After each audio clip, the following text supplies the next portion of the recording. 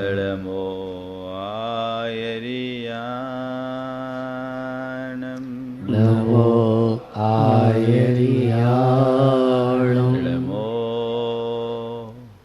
उवज्झाया नमो उवज्जाया एळमो लोये सवशाहुनं नमो लोये सवशाहुनं एसो पंचनमोयारो ऐसो पंचनमोयारो सर्वपावपनाशनो सर्वपावपनाशिनो मंगलाळं च सव्येसिं मंगलाळं च सव्येसिं परमं हो मंगलम परमं होय मंगलम। जय बोलो देवादिदेव 1008 श्री भगवान महावीर स्वामी की जय जय जय। अहिंसा परमो धर्मे की जय जय जय। परम पूज्य आचार्य गुरुवर श्री विद्यासागर जी महाराज की जय जय जय। आचार्य श्री समय सागर जी महाराज के, मुनि श्री प्रमाण सागर जी महाराज के नमोस्तु गुरुवर, नमोस्तु नमोस्तु। शिष्य ने गुरु से पूछा, गुरुदेव साधना की शुरुआत कहाँ से हो? साधना की शुरुआत कहाँ से हो? गुरु ने कहा, स्वयं की पहचान से। खुद को पहचानो। शिष्य ने पुनः पूछा कि साधना की पूर्णता कब होगी? गुरु ने कहा, स्व की उपलब्धि में। साधना का मार्ग और कुछ नहीं, स्वयं की पहचान से स्वयं की उपलब्धि तक का है। पहचानना सबसे पहली आवश्यकता है। जानो मैं कौन हूं।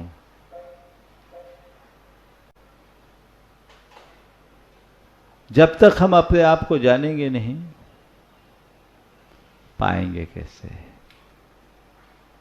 पहचान से पाने तक का मार्ग है, साधना का मूल मार्ग है। हम धर्म के क्षेत्र में बहुत सारे कार्य करते हैं। किस लिए करते हैं? संत कहते हैं धर्म क्षेत्र में आगे बढ़ना है तो पहले जानो कि तुम हो कौन। अपनी पहचान क्या है? अपने आप को पहचानो, अपने आप को परखो, अपने आप को फिर ध्याओ, तब पाओ। 4 बातें आज के संदर्भ में। जानो, जागो, ध्याओ, पाओ। क्या बोला? जानो, जागो, ध्याओ, पाओ। ये साधना का मार्ग है। जानो तुम हो कौन। कौन हो तुम? ये सवाल अपने आप से पूछो। मैं कौन हूं? Who am I? कौन हूं? क्या उत्तर आता है? फट से जवान पर नाम आता है ना? कौन हूं? अरे मैं मुनि प्रमाण सागर हूं। ये आ गया। संत कहते हैं, बेटा तू कब से प्रमाण सागर हो गया? कब से? गुरु ने दीक्षा दे दी, तेरा नामकरण कर दिया, तू अपने आप को प्रमाण सागर मान बैठा, बहुत बड़ा मुनि मान गया। पैदा हुआ था तब क्या था? पैदा हुआ था तब तू क्या था? कोई नाम था? और एक दिन मर जाएगा, उसके बाद क्या होगा? क्या होगा? थोड़े दिन लोग नाम याद करेंगे, फिर भूल जाएंगे। अपने पीछे कितने आके चले गए, हम किसी के नाम को याद रखते हैं क्या? यहाँ बैठे हैं कितने लोग हैं जिनको अपने परदादा का नाम पता है? परदादा का नाम 1 2 3 हाथ उठ रहे, 4। और सरदादा माने 3 4 पीढ़ी में ही लोग भूल जाते हैं। बोलो, तो ये नाम तो ऊपर से आरोपित है ना। जब मैंने जन्म लिया तो मेरे साथ कोई नाम नहीं था, मृत्यु के बाद भी ये नाम भी छूटेगा, रूप भी छूटेगा। फिर भी मैं अपने आप को इस नाम रूप और इस रूप में अपने आप की पहचान बनाता हूं। अपने आप को उसी रूप मानते हुए उसी को मेंटेन करने की कोशिश में लगता हूं। वास्तविकता क्या है? ये नाम मैं नहीं हूं। नाम तो व्यवहार चलाने का साधन मात्र है ना। ये रूप मैं नहीं हूं, ये तो ऊपर का चोला मात्र है ना। ऐसे नाम अनंतों बार मैंने धार लिए और ऐसे रूप अनेकों बार अंगीकार किए। इन नाम का भी ठिकाना नहीं और रूप का भी ठिकाना नहीं। नाम भी नश्वर और रूप भी नश्वर। कौन हो तुम? नाम नहीं, रूप नहीं, अनाम अरूप वही है तुम्हारा स्वरूप, उसे जानो। देखो, कोई सम्राट हो और उसको पता ना हो और अपने आप को भिखारी मानता फिरे तो उसको क्या कहेंगे? क्या हुआ? वो दुखी होगा। है सम्राट पर उसे पता नहीं, अपने आप को भिखारी मान रहा है। लेकिन जिस दिन उसको पता लग जाएगा कि मैं सम्राट हूं तो सारा खेल बदल जाएगा। हर प्राणी भ्रम में जीता है। इस बाह्य कल्पना को, इस काल्पनिक स्वरूप को ही अपना असली स्वरूप मानने का भ्रम। एक बड़ी पुरानी कहानी है। एक शेर जन्म होते ही उसकी मां मर गई। सियारों ने उसे पाला। सियारों ने पाला तो सियारों के बीच पला बढ़ा, तो सियारों की संगति में रह करके अपने आप को सियार मान बैठा। अब सियार मान गया तो फिर क्या, सियारों जैसी बोली बोलने लगा और सियारों जैसा सड़ा गला मांस खाने लगा। शरीर तो उसका बड़ा हो गया, लेकिन मानसिकता सियारों जैसी हो गई। एक दिन एक बड़ा भारी शेर आया। उसको देखते ही सारे सियार दुम दबाकर भागे। सियारों के भागने के क्रम में सियारों की टोली में वो जो सियार पालित शेर था वो भी भाग गया। शेर को सियारों की भांति भागता देखकर असली शेर को बड़ा दुख भी हुआ और आश्चर्य भी कि ये शेर है, इतना कद्दावर शेर, इसे तो मुझे सामने आकर के चुनौती देना चाहिए। ये आदमी भाग क्यों रहा है? आगे बढ़ा, रास्ता रोका। अरे तू तो शेर है, तू भाग कहाँ रहा है? वो घिघियाते हुए कहा कि नहीं शेर मामा, मैं कहाँ शेर, मैं तो सियार हूं, आप मजाक क्यों कर रहे हो? मैं मजाक नहीं कर रहा हूं, तुझे सत्य का भान करा रहा हूं। तू शेर है, शेर। मैं शेर हूं? इधर उधर देखा। बोले हाँ, अभी बताता हूं। पास में एक नदी बह रही थी। शेर सियार पालित शेर को लेकर नदी के तट पर पहुंचा। पानी में दोनों का प्रतिबिंब पड़ा। परछाई को दिखाते हुए शेर ने कहा, देख तुझ में और मुझ में कोई फर्क है क्या? देखिए आश्चर्य की तरह, मैं तो हूं शेर। और तभी शेर ने जोर से दहाड़ लगाई तो सियार पालित शेर भी भीतर से जाग गया। उसने भी दहाड़ मारी, सारे सियार भाग गए। उसे समझ में आ गया मैं शेर हूं। जैसे ही उसने जाना कि मैं शेर हूं, उसका आचरण बदल गया। ये तो कहानी है, पर यही सत्य है। हम सब अनंत सुख के धनी हैं, फिर भी संसार में इन नाम रूपों के पीछे उलझकर, इन पर्यायों में रमकर अपने आप को दुखी बनाए हुए हैं। अपने को रागी, देशी, मोही, कामी, क्रोधी, लोभी, कभी अमीर, कभी गरीब, कभी बड़ा, कभी छोटा, कभी रूपवान, कभी कुरूप, कभी विद्वान, कभी मूर्ख, कभी ऊंचा, कभी नीचा, कभी अच्छा, कभी बुरा। इस रूप अपने आप को मानते आ रहे हैं। यही बहिरात्मपना है। देहात्म विभ्रांत बहिरात्मा। शरीर में आत्मबुद्धि रखने वाला सब बहिरात्मा है। जानो मैं कौन हूं? कौन हूं? मैं शुद्ध आत्मा हूं। अहमिको खलु शुद्धो दंसन नान मय्यो सदा रूबी। नवियत्थि मध्य किंचवी अन्नम परमाणु मित्तम पी।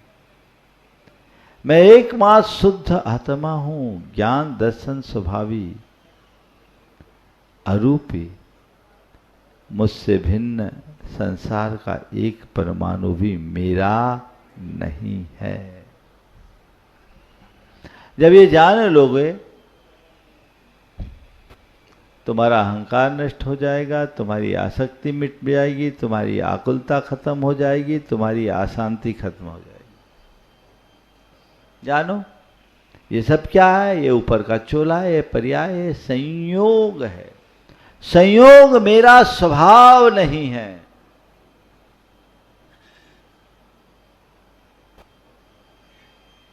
एगो में सास दो आदा नान दंसन लखनो। शेषा में बाहिरा भावा सव्वे संजोग लखना। मेरे पास है, मेरे नहीं है। संयोग है, ये पैसा मेरा है, मान रहा हूं।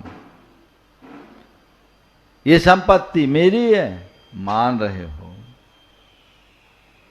है ना? ये परिवार मेरा है, तुम्हारी मान्यता है। ये प्रतिष्ठा मेरी है, तुम्हारी कल्पना है।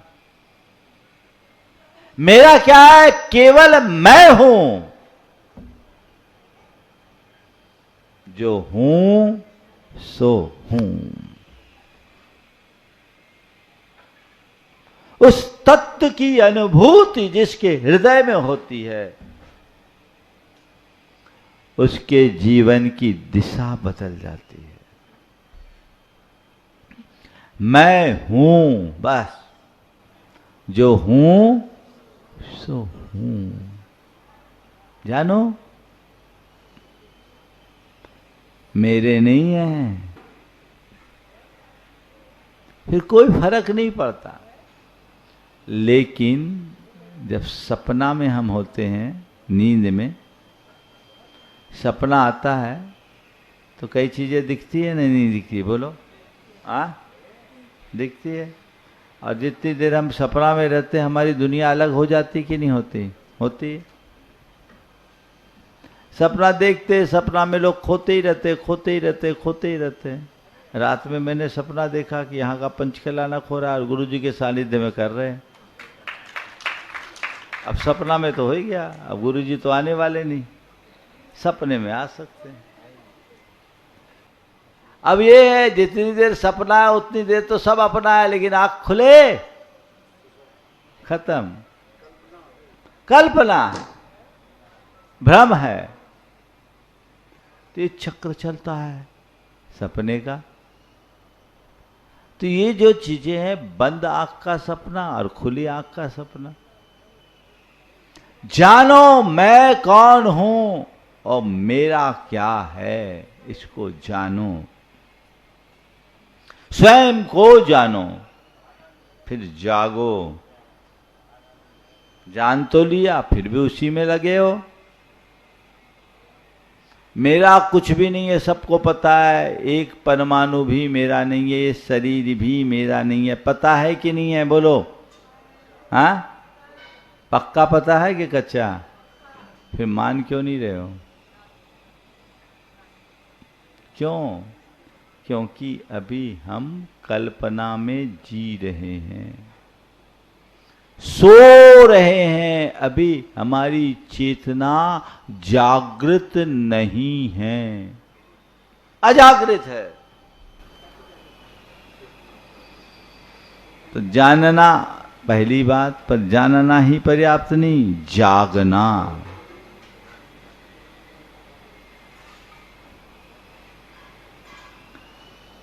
आत्मा की 4 श्रेणियां, एक सुप्त अवस्था, एक स्वप्न अवस्था, सुप्त अवस्था, दूसरी स्वप्न अवस्था, तीसरी जागृत अवस्था और चौथी प्रबुद्ध अवस्था। सुप्त, स्वप्न, जागृत और प्रबुद्ध, ये क्या है? सुप्त अवस्था, गाढ़ नींद में सोए हैं, कोई होश ही हवास नहीं।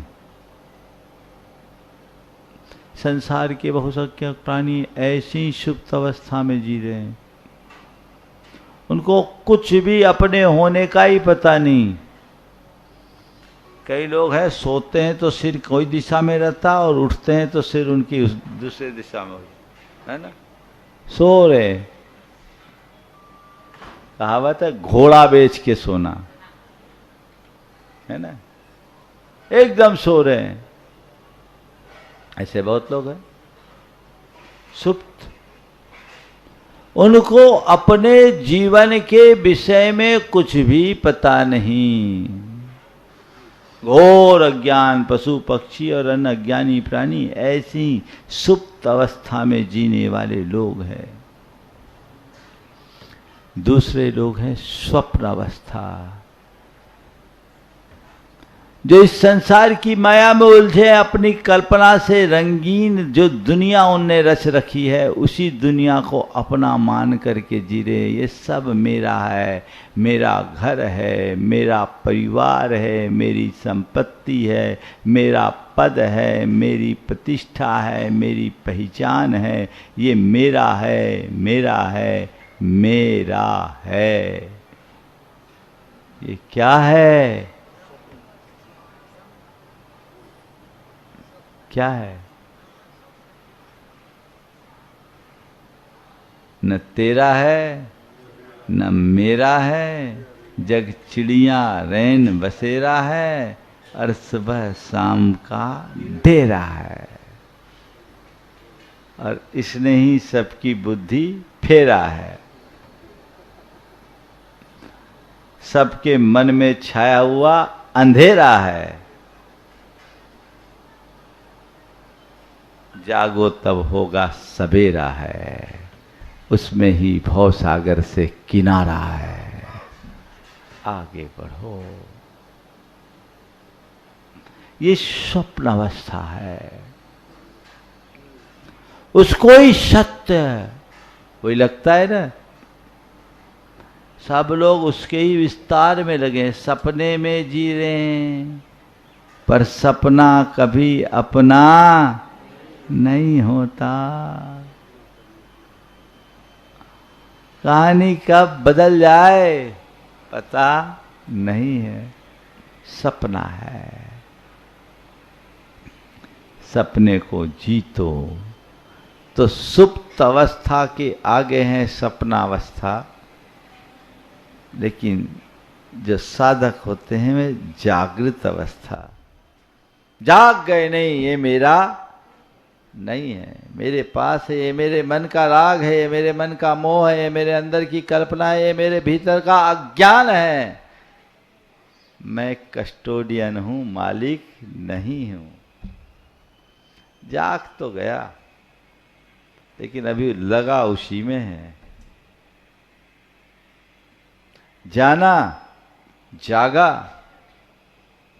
लेकिन अभी रमा उसी में है। जो पर है उसमें ही रमा हुआ है। जब तक असंयत दशा होती है घर गृहस्थी की, है तो पर क्या करे, छूटती नहीं, कैसे करे। थोड़ा स्वाध्यायी हो तो कहता चारित्र मोहनी कर्म नहीं छोड़ रहा। कहाँ गए? चारित्र मोहनी कर्म नहीं छोड़ रहा है।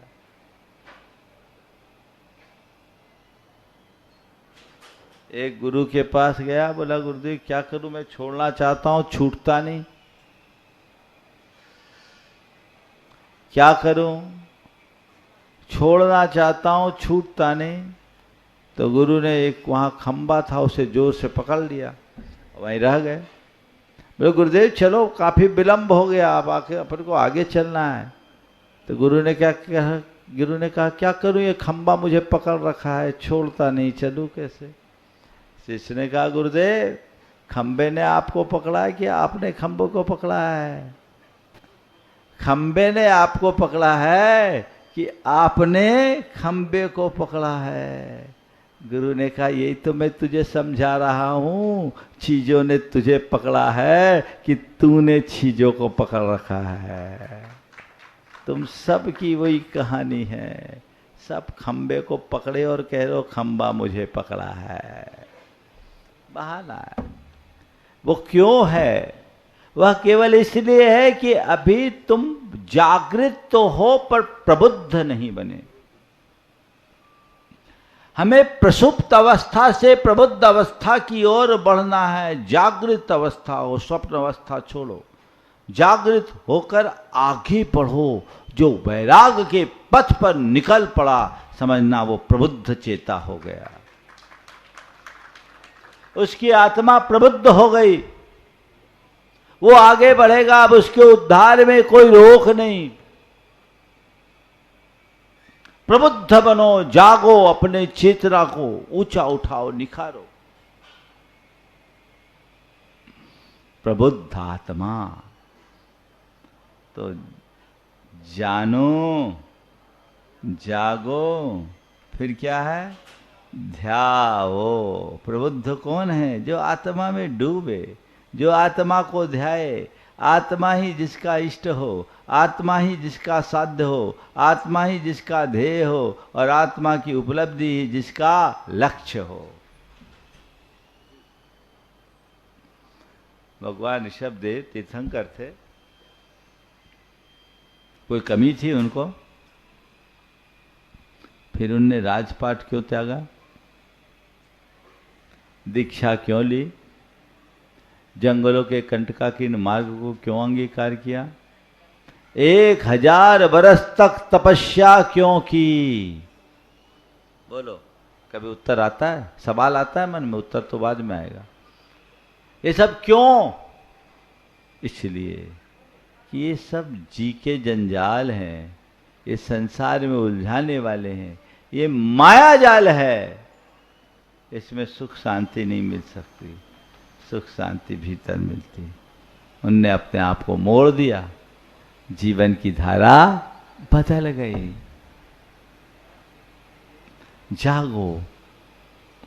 उनने उनकी चेतना जागी, एक पल में सबको त्याग दिया और किसके ध्यान में लग गए?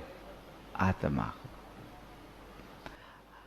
जाग कर जो आत्मा को ध्याता है यानी आत्मा को साधता है वही सिद्धि को प्राप्त कर लेता है।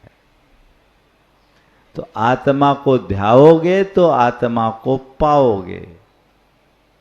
आत्मा को ध्याए बिना आत्मा को पाना मुश्किल है। इसलिए हर साधक को आत्मज्ञान संपन्न होने की दृष्टि रखनी चाहिए।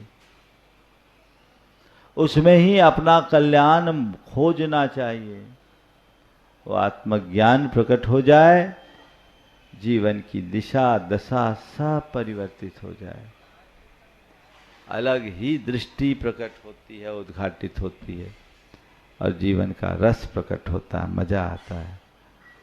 तो जानो, जागो, ध्यावो। जानते तो आप सब हो, जानते हो कि नहीं? बोलो कौन हो? मैं कौन हूं? क्या? मैं शुद्ध आत्मा हूं। आहा, क्या बात है। फिर कर क्या रहे हो भाई? शुद्ध आत्मा हो तो कर क्या रहे हो? चक्रवर्ती हो और चपरासी का काम कर रहे हो। बोलो, समझदारी का काम पीठ ठोकने जैसा है। चक्रवर्ती चपरासी का काम करेगा, किसके चक्कर में पड़े हो? लेकिन एक बात जरूर है, चक्रवर्ती भी यदि आसक्ति का शिकार हो जाए तो चपरासी की चपरासन का चाकर बन जाएगा ना। यही तो है, तुम सबकी कहानी यही है। चक्रवर्ती बनकर चपरासी जैसी चाकरी कर रहे हो। छोड़ो, अपने मन को मोड़ो, दिशा बदलो, तब दशा बदलेगी। जानो, जागो, ध्याओ। कब वो पल आए जब संपूर्ण द्वंद फंद छोड़कर आत्मा को ध्याए। मुनि मुद्रा ऐसी है, सबसे छोड़कर दूर हटकर खुद से मुलाकात करने का मौका अभी आप लोगों को मिला है। दुनिया से मुलाकात करते करते तो जिंदगी बीत गई।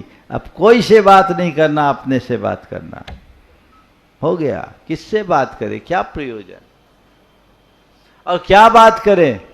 वो तो आएंगे, बतिया के चले जाएंगे, लेना एक न देना दो, अपना समय और खराब। अपने से अपना नाता जोड़िए, अपना पथ प्रशस्त कीजिए, तो जीवन का मार्ग खुलेगा। हर संसारी प्राणी की दीन दशा बड़ी विचित्र है। अपने स्वरूप को भूल कर वह पर में रमा है। ये पंक्तियां बड़ी प्रेरक है। हंस मान सर भूला, हंस मान सर भूला, शनि पंख में चंच हो गए, उजले पर मट मैले।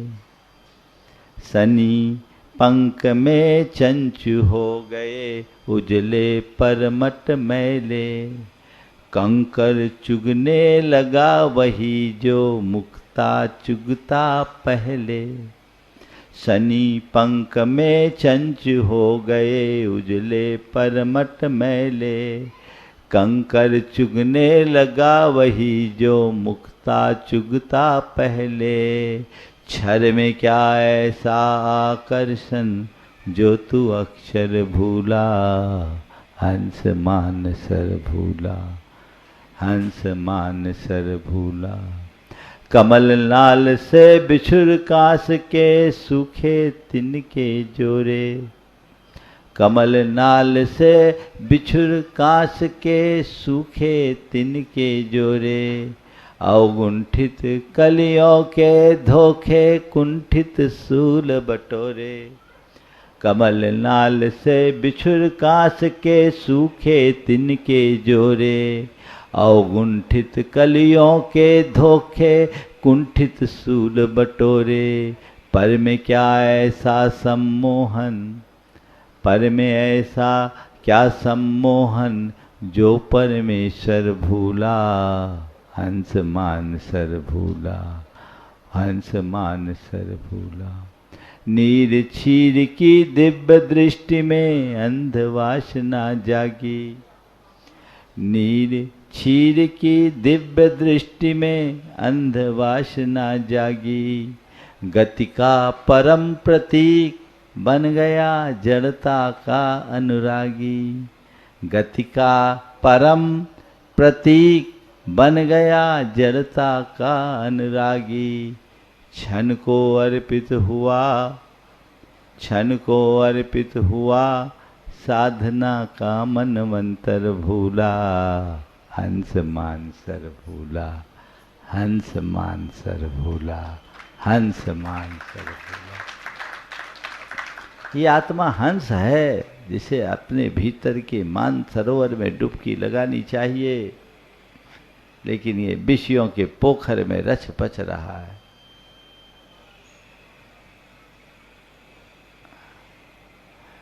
जिसे मुक्ता चुगना चाहिए वो कंकर चुगने लगा है। अपने पूरे इस जीवन को विषयों के इस कीचड़ से लिप्त कर रखा है, उजले पर मटमैले हो गए। आध्यात्मिक आनंद के कमल लाल से कीड़ा करने वाला हंस पंचेंद्रीय विषयों के कांच के सूखे तिनके जोड़ रहा है। पर में ऐसा सम्मोहन कि परमेश्वर को भूल रहा है। क्षर का मोह त्यागो, अक्षर को पहचानो, पर के सम्मोहन से मुक्त हो, परमेश्वर को ध्याओ। अपने हृदय में भेद विज्ञान की दृष्टि जगाओ, तब मुक्ति का मार्ग प्रशस्त होगा। भेद विज्ञानतः सिद्धा, सिद्धा ये किल केचन, तस्य अभावतो बद्धा, बद्धा ये किल केचन। आज तक जितने भी मुक्त हुए हैं वे सब इसी भेद विज्ञान के बल पर हुए हैं, और जो भी बंधे हैं वे इसी भेद विज्ञान के अभाव में बंधे हैं। तो जानो, जागो, ध्याओ, पाओ। पूरा प्रवचन इन 4 शब्दों में है।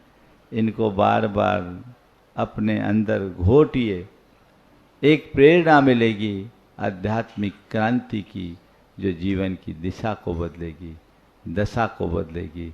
सब कुछ परिवर्तित होगा और हमारा मार्ग प्रशस्त होगा। ऐसा मार्ग हम सबका बनना चाहिए, जीवन का पथ प्रशस्त हो। अभी यहाँ आते ही एक तो श्रेष्ठ कार्य यहाँ हुआ, 3 लोगों को रत्नत्रय का लाभ मिला, और ये 3 गुणायतन के निर्माण की ये भूमिका बन गई। बाहर का गुणायतन अलग है, असली गुण रत्नत्रय है, और जिसके हृदय में रत्नत्रय का गुण प्रकट गया हो गया, समझ लो उसके अंदर गुणायतन बन गया। ये गुणायतन की शुरुआत यहाँ से हुई। एक गुणायतन बाद में बनेगा, 3 गुणायतन पहले बन गया, और आगे भी अब क्रम चल रहा है। ऐसी ऊर्जा है जहाँ ये सारे निमित्त अपने आप जुड़ते हैं। अधिक समय तक विस्तार न देकर मैं यहीं पर विराम लूंगा। अहिंसा परमो धर्म की जय। परम पूज आचार्य गुरुवर श्री विद्यासागर जी महाराज की जय। जय बोलो आचार्य श्री समय सागर जी महाराज की, पूज मुनिवर श्री प्रमाण सागर जी महाराज की, पूज मुनिवर श्री संधान सागर जी महाराज की, समस्त मुनि संघ की नमस्ते। हमारे जीवन में हमें अनेक प्रकार के फैसले लेने पड़ते हैं। कुछ फैसले ऐसे होते हैं जो हमारे भविष्य को बना देते हैं, और कुछ फैसले ऐसे होते हैं जिनसे हमारा भविष्य बिगड़ जाता है। कहने का ऐसा ये है कि फैसले से हमारा भविष्य निर्धारित होता है। और जो भी हमारा फैसला हो, निर्णय हो, उसके पीछे एक शक्ति काम करती है, वह है विवेक की। विवेक एक ऐसी शक्ति है जो हमें उचित और अनुचित का बोध कराती है। जिस मनुष्य के हृदय में औचित्य का बोध प्रकट हो जाता है, उसके जीवन में कहीं चूक नहीं होती, वो कभी फिसलता नहीं, वह सदैव सफलता के पथ पर अग्रसर होता है। इसके उलट जो औचित्य से विमुख होता है, जो उचितानुचित के बोध से शून्य होता है, उसके निर्णय प्रायः चूक भरे होते हैं और उस चूक भरे निर्णयों के कारण कई बार वह अपने जीवन में प्राप्त अच्छे अच्छे अवसरों को भी खो देता है। आज बात मैं उसकी ही कह रहा हूँ। हमारे जीवन में बहुत बार ऐसा होता है कि हम लोग जल्दबाजी में, अपने अज्ञानतावश, अपने अहंकार से प्रेरित होकर या अपने संपर्कियों की प्रेरणा से कुछ अविवेकपूर्ण कदम उठा देते हैं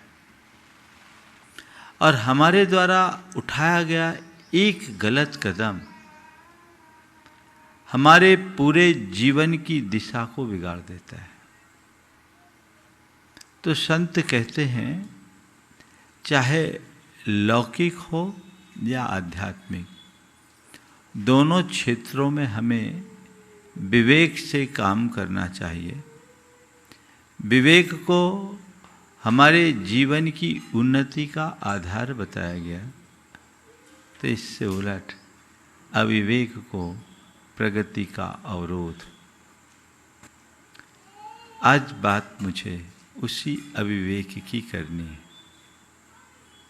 यदि आपको विवेकी कहा जाए तो बड़ा अच्छा लगेगा, लगेगा कि नहीं लगेगा? ये बड़ा विवेकी है, पर अपने अंदर उतर करके देखना है कि सचमुच में मैं विवेकी हूँ या नहीं, विवेकी कहलाने का अधिकारी हूँ या नहीं।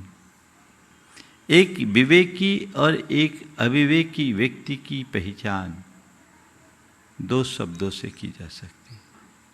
विवेकी कौन? भौतिक लौकिक जगत में जिसे औचित्य का बोध हो। क्या है विवेकी? कौन? जिसे औचित्य का बोध हो। और दूसरे शब्दों में कहूँ, विवेकी कौन? जिसके अंदर सूझबूझ हो। क्या बोला? औचित्य का बोध अथवा सूझबूझ है। अपने अंदर देखो, बहुत सारे कार्यों में आप औचित्य का बोध रखते हो और औचित्य का विचार करते हुए ही अपने निर्णय लेते हैं, आगे का काम करते हैं। लेकिन बहुत सारे कार्य और क्रियाएं आपके द्वारा ऐसे हो जाते हैं जो आप जल्दबाजी में लेते हो। आपके जल्दबाजी में लिए गए जितने भी निर्णय हैं वो प्रायः गड़बड़ होते हैं। जल्दबाज व्यक्ति करता पहले, सोचता बाद में है ना? सोचने से पहले ही दौड़ लगा दो, होता है। और बाद में क्या होता है? पछताना। अगर आपके अंदर अधीरता होगी तो विवेक नहीं होगा। धैर्य से विवेक फलता है और धीर मनुष्य ही विवेकी बन पाता है। अधीरता अविवेक की जननी है, इसे कभी न भूले। और अपने आप में उस विवेक को उद्घाटित करने का अभ्यास और प्रयास करे, अपने मन को अविवेक से मुक्त करे। 4 कारण हैं जो अविवेक को जन्म देता है और 4 लक्षण हैं जो हमारे अंदर अविवेक को दर्शाते हैं। पहला कारण अधीरता, दूसरा कारण है अज्ञान, तीसरा कारण है अहंकार और चौथा कारण है गलत लोगों की संगति। अधीर व्यक्ति सोचता ही नहीं, तो हड़बड़ हड़बड़ हड़बड़, और हम लोगों ने तो एक कहावत बचपन से ही सुन रखी है, हड़बड़ी में गड़बड़ी। हड़बड़ी से बचें, अपने आप में धैर्य लाने का प्रयास हमारा होना चाहिए। जिस व्यक्ति के अंदर अज्ञान है, जीवन के अच्छे बुरे की समझ नहीं है, कर्तव्य अकर्तव्य का बोध नहीं है, आत्मा अनात्मा का भान नहीं है, हे उपादेय का ज्ञान नहीं है, उससे हम विवेक की कोई अपेक्षा नहीं रख सकते। जो अहंकार में पलता है उसके जीवन में विवेक आ ही नहीं सकता, क्योंकि अहंकार सबसे पहले हमारी बुद्धि पर एक आवरण ला देता है। वो किसी की सुनेगा नहीं, अहंकारी को किसी की सुनता ही नहीं, जो है मैंने कह दिया वो सही। तो अहंकार की स्थिति में जो कुछ भी होता है वह प्रायः अविवेकपूर्ण होता है। और फिर गलत लोगों की संगति में रहोगे तो विवेक कुंद होगा ही होगा। आसक्ति भी हमारे विवेक को नष्ट करती। बुद्धि के विनाश का कारण आसक्ति है। अगर मनुष्य किसी व्यक्ति और वस्तु से आसक्त हो जाता है, उसके पीछे पागल हो जाता है, तो उसको उसके अलावा कुछ नहीं दिखता, वही सब कुछ दिखता। करनी अकरनी का सारा भेद भूल जाता है और प्रायः कुछ गलत कदम उठा लेता है। कुछ भी समझ में नहीं आता, मोह में फंस गए। ये अविवेक के मूल कारण है और उसके लक्षण हमें दिख जाएंगे। हमारे अंदर विवेक है कि नहीं। जल्दबाजी है तो समझ लो आपके अंदर विवेक नहीं है। फैसला लेना, बाद में पछताना, अविवेक का पहला लक्षण है, जल्दबाजी। दूसरा है भाव प्रवणता, भावुकता, भावनाओं में बहकर निर्णय ले लेना। बाद में आदमी पछताता, अरे क्या करे, उस समय भावुकता में मैंने बोल दिया, भावुकता में फैसला ले लिया, भावुकता में हमने कमिटमेंट कर दिया, अब ये नतीजा आ गया। होता है, जल्दबाजी में हमने निर्णय लिया और मामला हमारे हाथ से फिसला। ये अक्सर देखने में आता है और बाद में हमारे पास केवल और केवल पश्चाताप रह जाता है और कुछ नहीं। और फिर अविवेकी होने का एक लक्षण और है कि बार बार उसी गलती को दोहराना जो एक बार कर दिया। गलतियां विवेकियों से भी क्वचित कदाचित हो जाती है, लेकिन विवेकी और अविवेकी में इतना ही अंतर है, विवेकी अपनी गलती को सुधारता है और अविवेकी उसी गलती को रोज रोज दोहराता रहता है। आप अपने अंदर उतर करके देखिए, यदि आप एक ही गलती को बार बार दोहरा रहे हो तो मान करके चलना आप गलती पर गलती कर रहे हो, आपका जीवन अविवेक से घिर गया है। आजकल के पढ़े लिखे लोग कैसे होते मालूम? एक लड़की सब्जी लेने गई,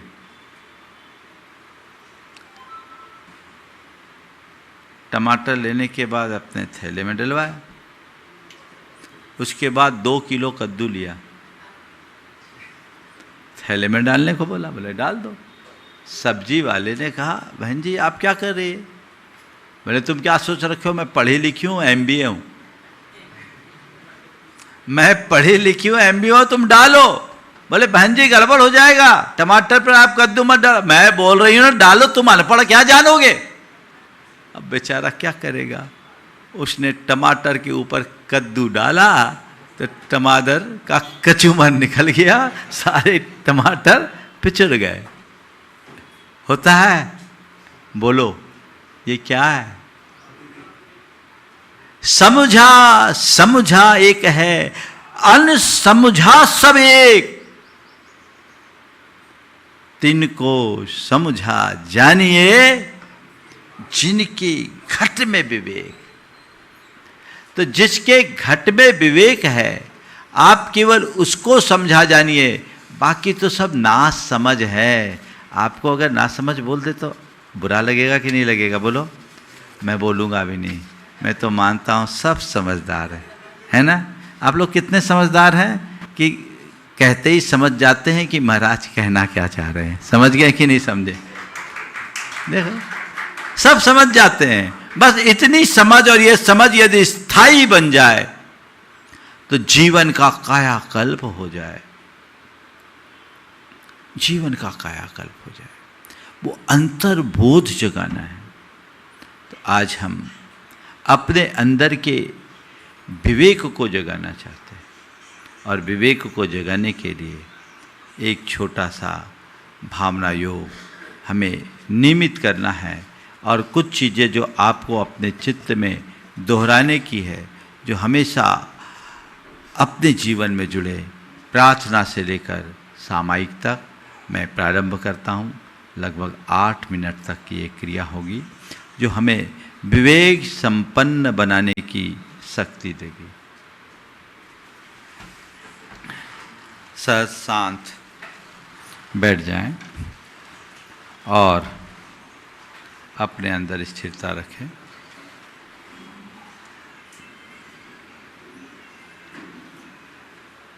सांस आ रही है, सांस जा रही है।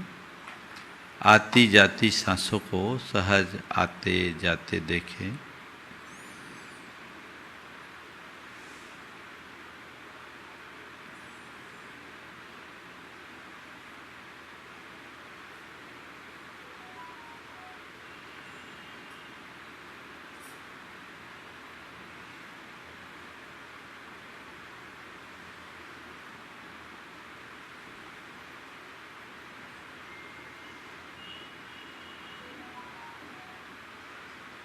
हे प्रभो, आपके चरणों में कोटि कोटि बंदन, कोटि कोटि आभार। हे प्रभो, आपकी कृपा से मुझे जीवन का यह नया दिन मिला। मुझे ऐसी शक्ति दे कि मैं आज के इस दिन को अच्छा दिन बना सकूं। हे प्रभु, मुझे ऐसी दृष्टि दे कि मैं सही निर्णय ले सकूं। हे प्रभु, मुझे निर्णय की सही दृष्टि दो। हे प्रभु, मुझे निर्णय की सही दृष्टि दो। हे प्रभु, मुझे निर्णय की सही दृष्टि दो। हे प्रभु, मुझे निर्णय की सही दृष्टि दो। हे प्रभु, मुझे निर्णय की सही दृष्टि दो। मुझे भ्रम से नहीं ज्ञान से चलना है। मुझे भ्रम से नहीं ज्ञान से चलना है। मुझे भ्रम से नहीं ज्ञान से चलना है। मुझे भ्रम से नहीं ज्ञान से चलना है। मुझे भ्रम से नहीं ज्ञान से चलना है। मुझे अपना काम अपना काम स्थिरता और विवेक से करना है। स्थिरता और विवेक से करना है। मुझे अपना काम मुझे अपना काम स्थिरता और विवेक से करना है। स्थिरता और विवेक से करना है। मुझे अपना काम मुझे अपना काम स्थिरता और विवेक से करना है। स्थिरता और विवेक से करना है। हे प्रभु, हे प्रभु, बीते दिन में बीते दिन में मैंने अनेक बार जल्दबाजी में गलतियाँ की, बिना विचारे निर्णय लिया, गलत कदम उठाया, बिना सोचे कुछ भी बोला, कुछ भी किया। मैं अपनी इन गलतियों को स्वीकार करता हूँ। मेरे हृदय में इन गलतियों के प्रति घोर ग्लानि है। मैं उनका परित्याग करता हूँ। अपनी गलतियों को स्वीकार करते हुए उनका सुधार करता हूँ। हे प्रभु, मेरे अविवेकपूर्ण निर्णयों से जिस किसी का भी दिल दुखा हो, कष्ट पहुँचा हो, उन सभी से मैं हृदय से क्षमा मांगता हूँ। अपनी ओर से उन्हें क्षमा करता हूँ। वे भी मुझे क्षमा करे। हे प्रभु, अब मैं सोच कर निर्णय लूँगा। अब मैं सोच कर निर्णय लूँगा। अब मैं सोच कर निर्णय लूँगा। अब मैं सोच कर निर्णय लूँगा। अब मैं सोच कर निर्णय लूँगा। मैं उचित अनुचित का ध्यान रखूँगा। मैं उचित अनुचित का ध्यान रखूँगा। मैं उचित अनुचित का ध्यान रखूँगा। मैं उचित अनुचित का ध्यान रखूँगा। मुझे आत्मबोध रखना है। मुझे आत्मबोध रखना है। मुझे आत्मबोध रखना है। मुझे आत्मबोध रखना है। मैं आत्मबोध संपन्न हूँ। आत्मबोध संपन्नो हम। आत्मबोध संपन्नो हम। आत्मबोध संपन्नो हम। विवेक संपन्नो हम। विवेक संपन्नो हम। विवेक संपन्नो हम। मैं विवेक से संपन्न हूँ। मैं विवेक से संपन्न हूँ। विवेक संपन्नो हम। विवेक संपन्नो हम। विवेक संपन्नो हम। विवेक संपन्नो हम। मैं विचारशील हूँ। मैं विचारशील हूँ। मैं विचारशील हूँ। विचारशीलो हम। विचारशीलो हम। विचारशीलो हम। विचारशीलो हम। विचारशीलो हम।